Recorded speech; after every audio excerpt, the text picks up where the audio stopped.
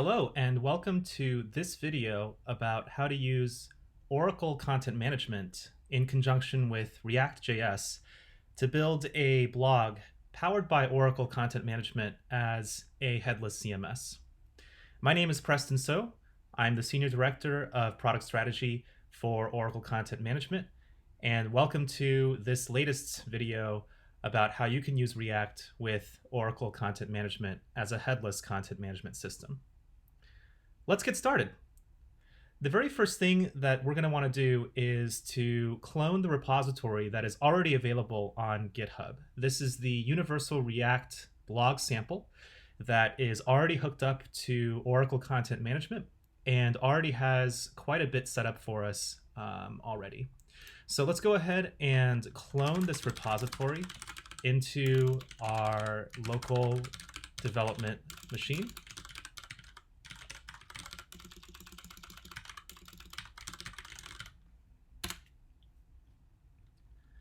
Next, we'll change directories to go into this sample directory. Let's go ahead and install our dependencies.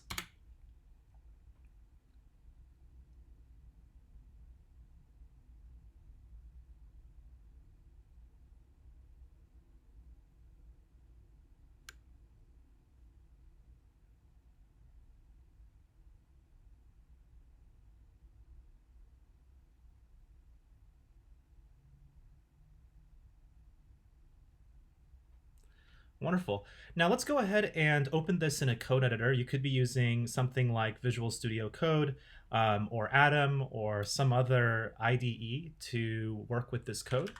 Let's go ahead and open this code base in Atom. And one of the things that you'll notice right away is within our directory structure, we have our package.json file along with several Webpack configuration files. But let's go ahead and take a look at one file in particular to begin, which is the .env file.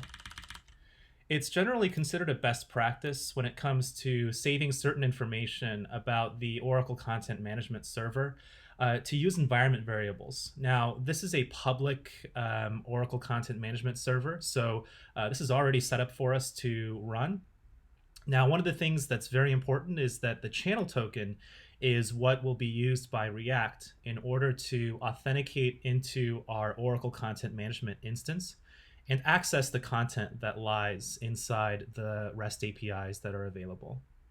One thing that's really important is to ensure that you configure your cross-origin resource sharing to avoid any distributed denial of service attacks, DDoS attacks, that may occur. And this is considered a general best practice. It's also something that you don't want to leave in source control. So when you go ahead and use this sample as a headless project for your own purposes, you'll most likely want to take this out of your source controlled repository as a general rule, unless you plan to use, of course, our publicly available instance for all of your data. Wonderful. So next, let's go ahead and spin up a server, and then we'll take a look at some of the files inside and go through what's available within this headless sample. First, let's go ahead and run a build. This is going to put together several bundles, both a server bundle and a client bundle, that will make our Universal React sample available on our local machine. And if we go ahead and run npm run start, as you can see here, we've got a Express server that is running on our port located at localhost 8080. So what we'll go ahead and do is let's pop over to our browser here and take a look at what's going on. As you can see here, our headless React blog sample contains a homepage that is generally considered a topic list. And this topic list contains several different kinds of topics here that are all being pulled from the Oracle Content Management instance that we've put together. If we click on one of these topics, we can see that within the topic, we've got a list of several blog posts that are available to take a look at. And if we navigate into one of these blog posts, as you can see, we've got all of the content that's currently being pulled from our Oracle Content Management instance. If we go back to the home page here, you can see all of this is taking place dynamically. This is all client-side routing driven. And of course, as we click on some of these other blog posts here, we can also see that a lot of these, all of these content items are coming directly from the Oracle Content Management instance. So let's go back into the code to take a quick look at what's going on inside the code base.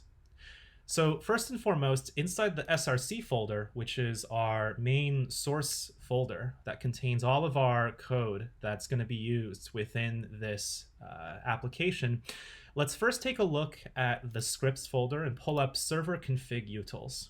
Now, Oracle Content Management makes available a content SDK for anyone who wants to build a headless application to use in conjunction with their specific application framework. In this case, we're using React.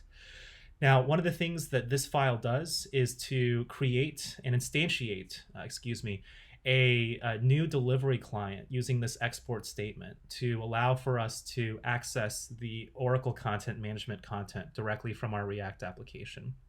So one of the things you can see here is that we're using our environment variables in the correct way, using process.env to access those values. And then you can see here that we're actually using the create delivery client method using this server configuration object to instantiate a new developer, a new delivery client for us to work with.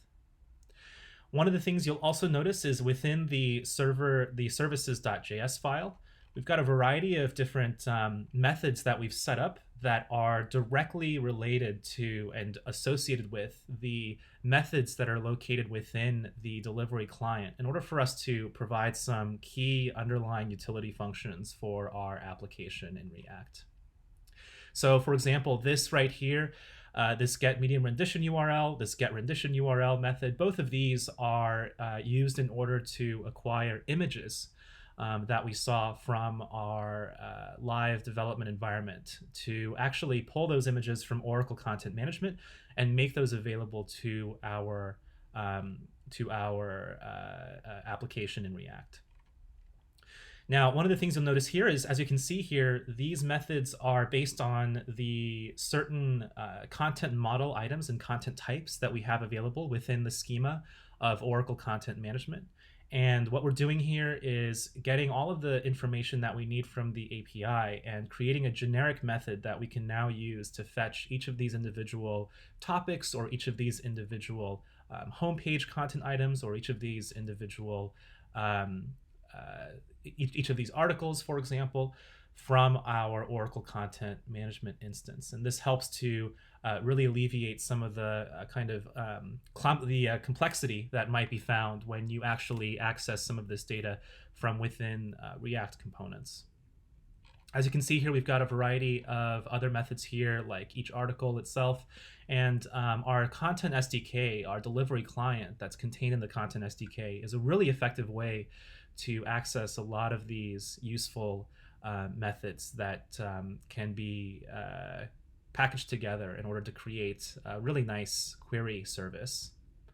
We've also got a small utility file here that creates a date function for us. And this is something, of course, that might be useful for you as well. So next, let's take a look at the routes file here. Now, one of the things that you'll notice is that this is the global router that is actually shared between the client and server implementations of this universal JavaScript application. One of the interesting things here is that the routing is driven entirely through dynamic routing here. So React is, of course, creating this global router for us to basically create a dynamic way to access each of these articles and each of these topics. As you can see here, one of the things that we've done here is just to provide our topic ID as saved in Oracle Content Management, or article ID as saved in Content Management, as something that is available. But obviously you can customize this router as you see fit in order to create a different routing scheme or a different set of names for the routes that you want to make available. So next, let's take a look at the components that are involved here and the pages that are involved in this entire React application. So what we've done here in this React sample is to split into pages, which are representative of these routes, and components that fit nicely into each of these pages. So as you can see here, this is the home page here. We're looking at the topics list page, which is the home page. And as you can see here, it's using all of the correct React methods, including extending a React component, using classes, and also fetching data through a mechanism that allows us to access our query service rather than having to go through all of that within this React component itself. As you can see, it's constructed in exactly the same way as many React components are, as most React components are canonically constructed today, which means that we have co-location of rendering here, where we have all of the JSX code and elements to construct within the document object model available here, as well as, of course, the code to fetch this data, which directly invokes a method from the original services that we put together. Now, if we look at the articles list page, which is one of those topic pages, as you click in, we can see as well that it's taking the same approach and leveraging all of the kind of React goodness that we have, including, of course, ensuring that data is fetched during the component did mount lifecycle method. And as you can see here, we're once again using one of those methods that we've constructed based on our content SDK and delivery client to create a promise which returns the correct data, which is then, of course, rendered within the context of a JSX driven element here. And of course, each individual article detail page is going to have the same thing happen. And we'll just dwell very briefly on this here. But as you can see here, we've also established, again, an invocation of our individual method here from within the delivery client that goes ahead and fetches the necessary data. And as you can see here, we're establishing some of the constants necessary to establish within the this.state object. And of course, the breadcrumbs, which is contained in a second component over here. And of course, the full rendering of all of the data that we have retrieved from Oracle Content Management.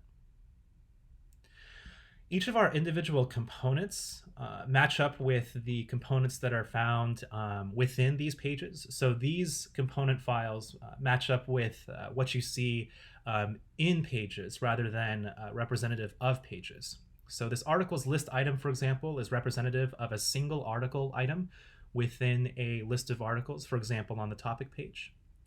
We've also got the topics list item, which is representative of each of those topics that we saw on the home page. Wonderful. So now that we've taken a look at the code, let's revisit the actual running server once again. As you can see here, we've got our topics list, which is representative of the home page here. We've got each of our individual topics listed here. If we navigate to one of these topics, we can see that we've got our breadcrumbs component. We've got our individual articles listed here in an article list. So you can see how the components compose into pages. And if we click into one of these blog posts, you can see that, once again, all of this information is coming directly from Oracle Content Management in the context of this React component. That's it. Go ahead and have fun building.